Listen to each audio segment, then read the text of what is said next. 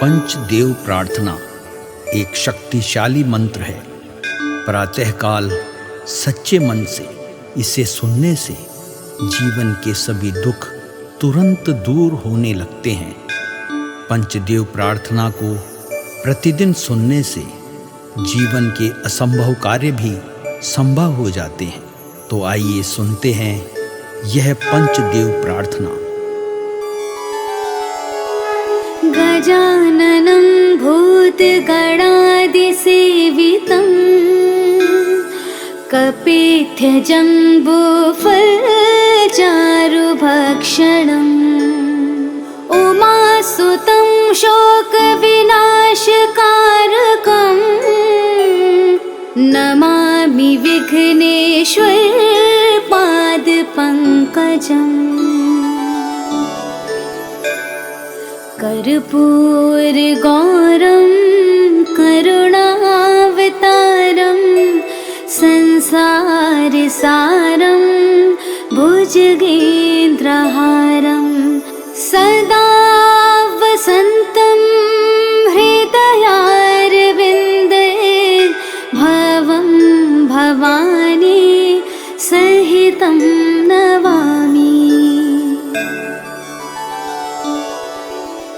शान्ताकारं भुजगशयनं पद्मनाभं सुरेशं विश्वाधारं गगनसदृशं मेघवर्णं शुभांगं लक्ष्मीकान्तं कमलनयनं योगिभिर्ध्यानगम्यं वन्दे विष्णु भवभयहरं सर्वलोकैकनाथम्।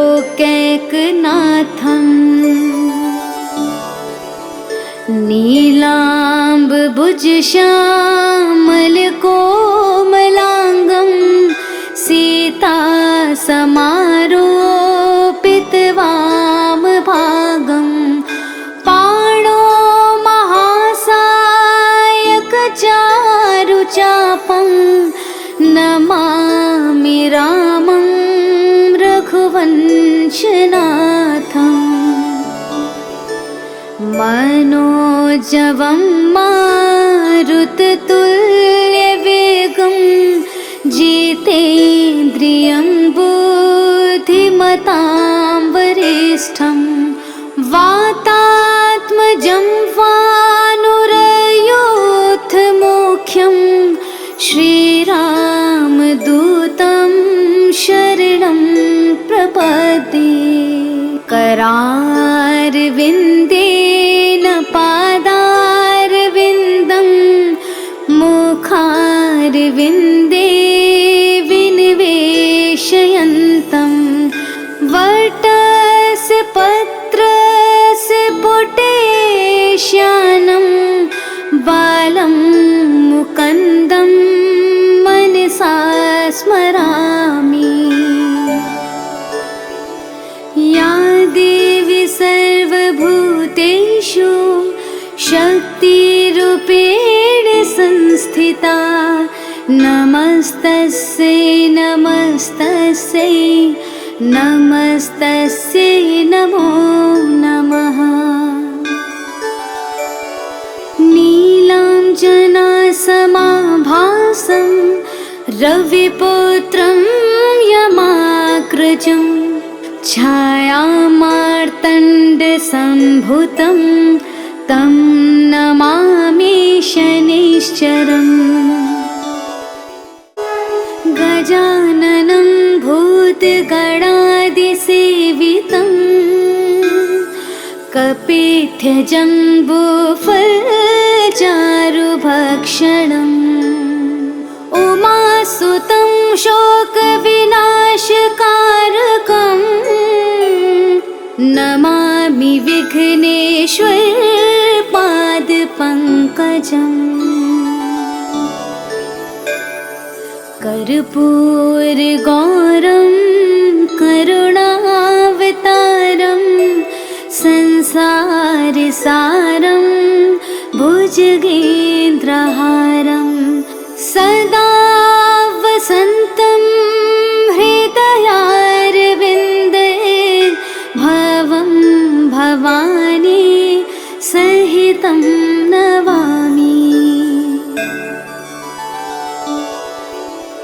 शान्ताकारं भुजगशयनं पद्मनाभं सुरेशं विश्वाधारं गगनसदृशं मेघवर्णं शुभांगं लक्ष्मीकान्तं कमलनयनं योगिभिर्ध्यानगम्यं वन्दे विष्णु भवभयहरं सर्वलोकैकनाथम्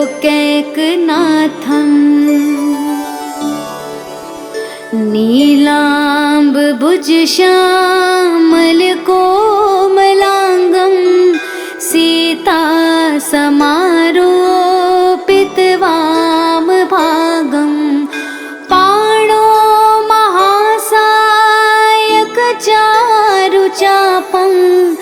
नमामि रामं रघुवंशनाथम् मनोजवं मारुततुल्यवेगं जितेन्द्रियं बुद्धिमतां वरिष्ठं वातात्मजं वानुरयूथमुख्यं श्रीरामदूतं शरणं प्रपद्ये करारविन्देन पादारविन्दं मुखारविन्दे विनिवेशयन्तं वटस्य पत्रस्य पुटेश्यानं बालं मुकुन्दं मनसा स्मरामि। या देवी सर्वभूतेषु शक्तिरूपेण संस्थिता नमस्तस्यै नमस्तस्यै नमस्तस्यै नमो नमः।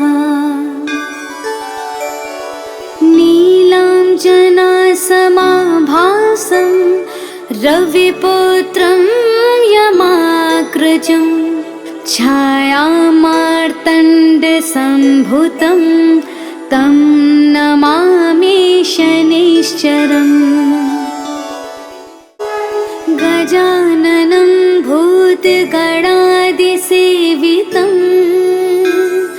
कपित्थजम्बूफलचारुभक्षणम् उमासुतं शोकविनाशकारकं नमामि विघ्नेश्वर पादपङ्कजम् कर्पूरगौरं करुणावतारं संसारसारं भुजगेन्द्रहारं सदा वसन्तं हृदयारविन्दे भवं भवानी सहितं नमामि। शान्ताकारं भुजगशयनं पद्मनाभं सुरेशं विश्वाधारं गगनसदृशं मेघवर्णं शुभांगं लक्ष्मीकान्तं कमलनयनं योगिभिर्ध्यानगम्यं वन्दे विष्णु भवभयहरं सर्वलोकैकनाथम्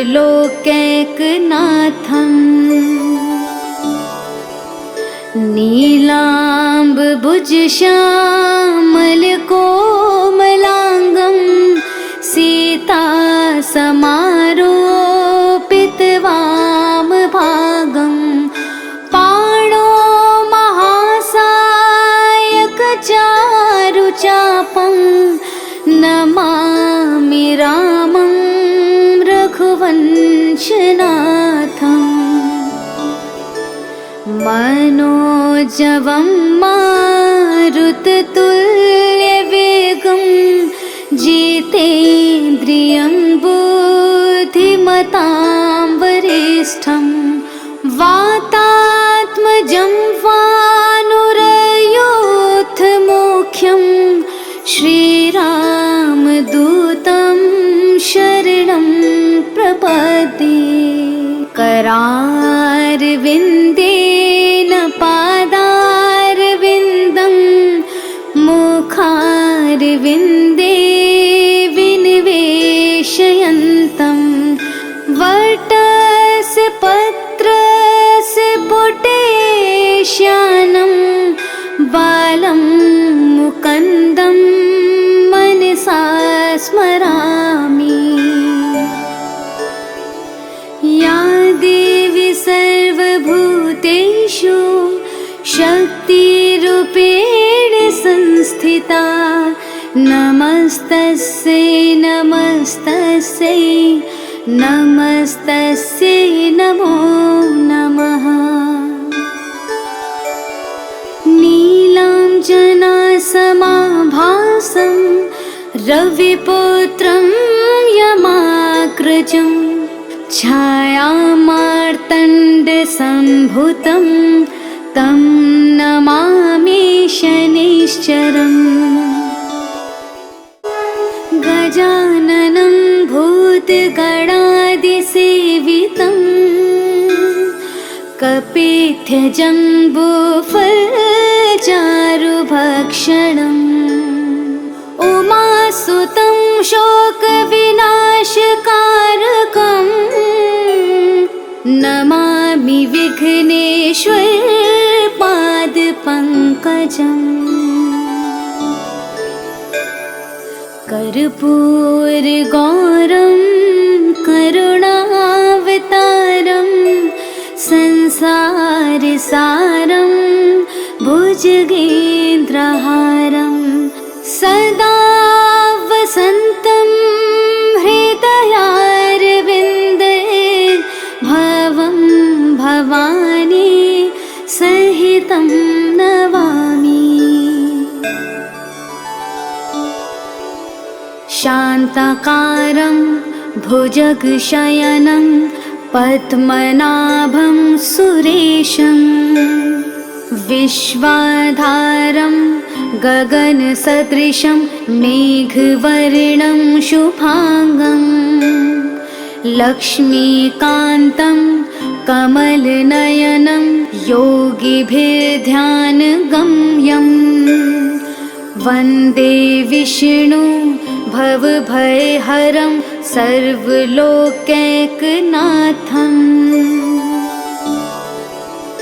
नीलाम्बुजश्यामलकोमलाङ्गं सीतासमारोपितवामभागं पाणो महासायकचारुचापं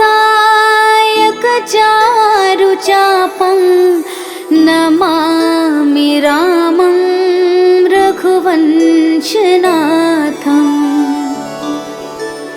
मनोजवं मारुततुल्यवेगं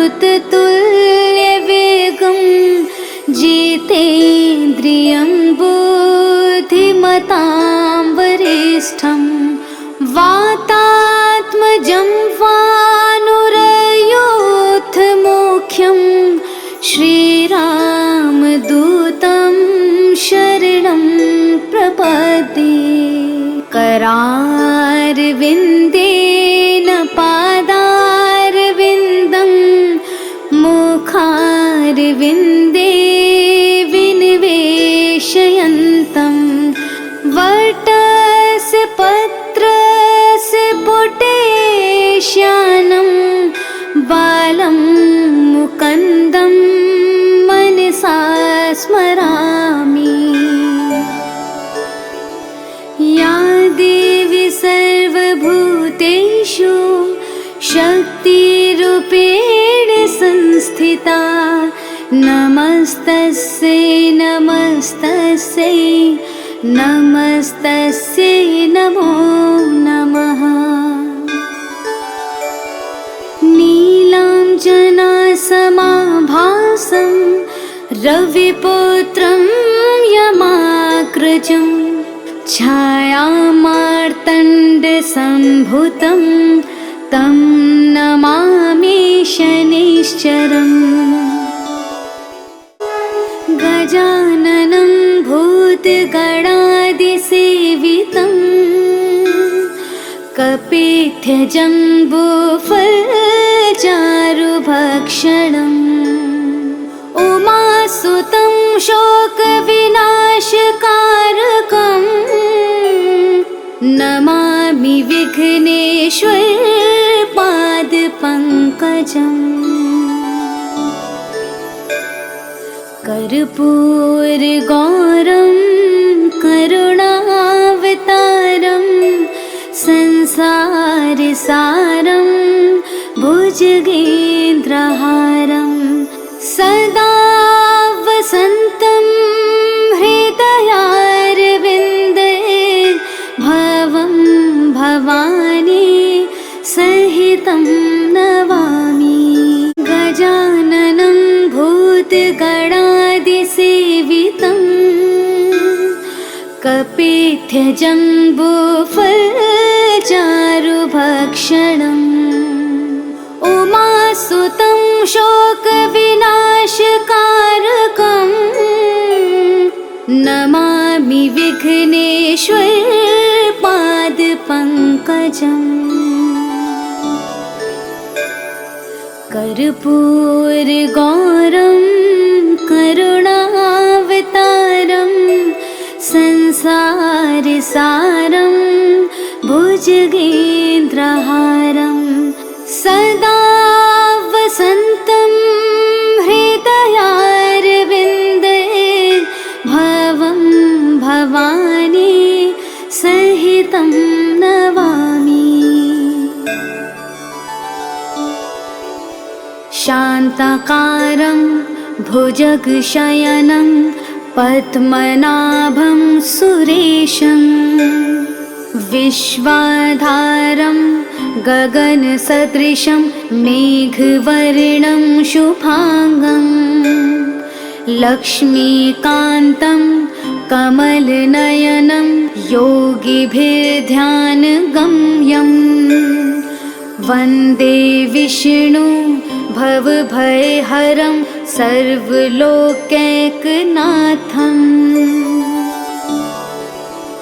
नीलाम्बुजश्यामलकोमलाङ्गं सीतासमारोपितवामभागं पाणो महासायकचारुचापं नमामि रामं रघुवंशनाथम्।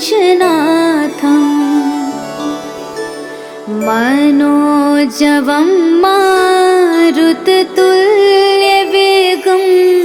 जितेन्द्रियं बुद्धिमतां वरिष्ठं वातात्मजं वानुरयोधमुख्यं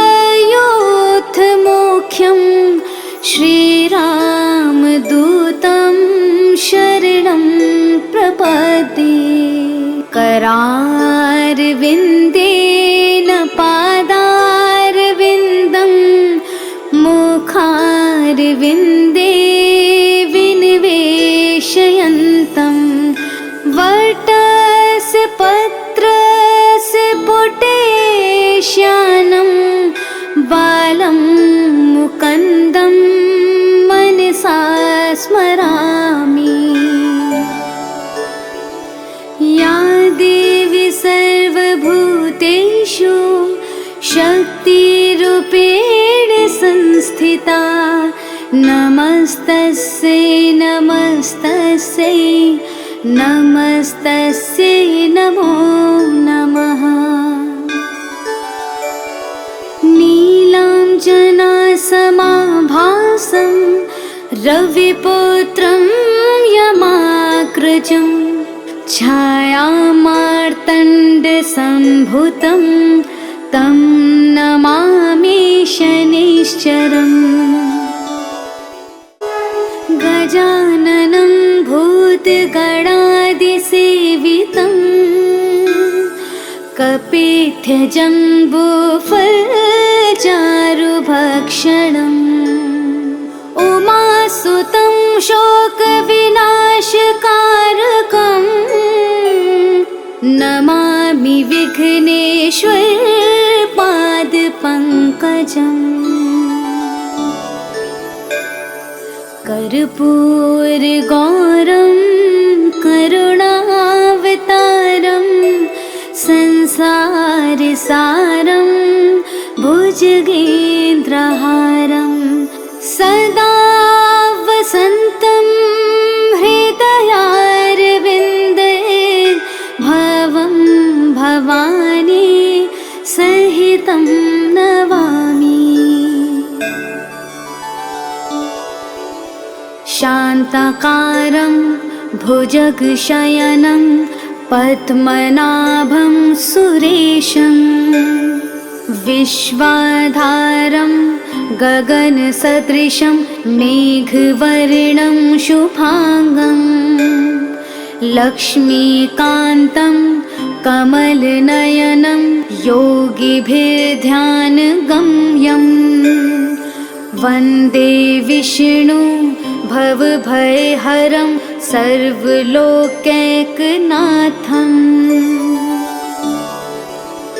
नीलाम्बुजश्यामलकोमलाङ्गं सीतासमारोपितवामभागं पाणो महासायकचारुचापं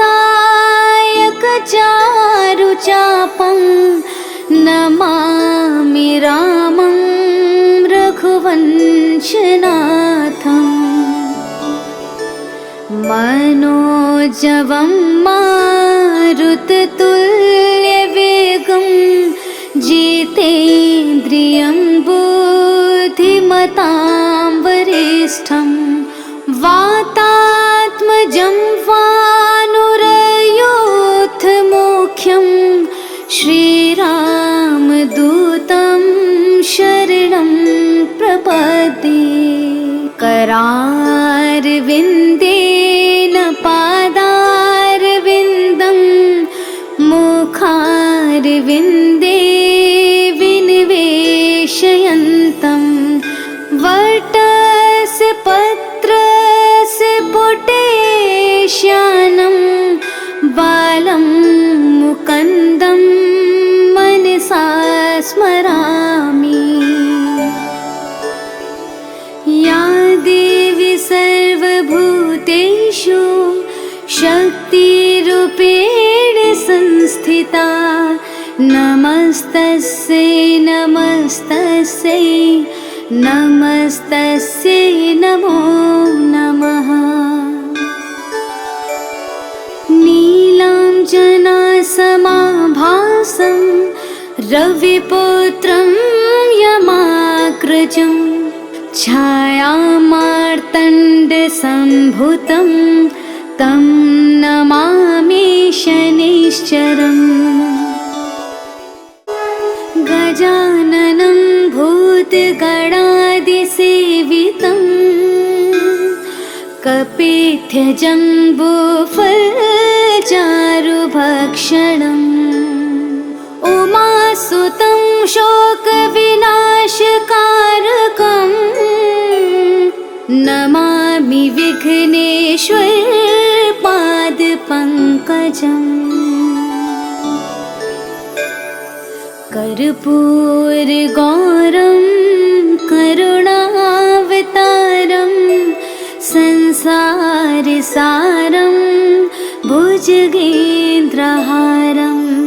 सदा वसन्तं हृदयारविन्दे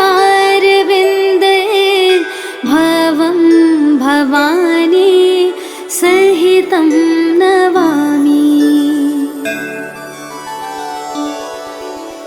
शान्ताकारं भुजगशयनं पद्मनाभं सुरेशं विश्वाधारं गगनसदृशं मेघवर्णं शुभांगं लक्ष्मीकान्तं कमलनयनं योगिभिर्ध्यानगम्यं वन्दे विष्णु भवभयहरं सर्वलोकैकनाथम्।